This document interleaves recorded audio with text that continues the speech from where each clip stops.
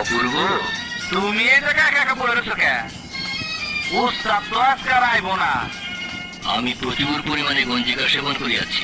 গঞ্জিকা মানে গেঞ্জি নাকি? গঞ্জিকা মানে গাঁজা।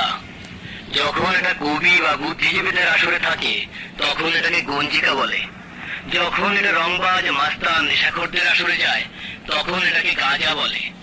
যখন এটা মাজার বা ফকিরদের আস্তানায় যায় তখন এটাকে বলা হয় সিদ্ধি। এক কলকি বানাবো? টানবে অপূর্ব? পাগল। আকাশে চিল উঠতে দেখেছো? কি সুন্দর ডানা মেলে উড়ে বেড়ায়।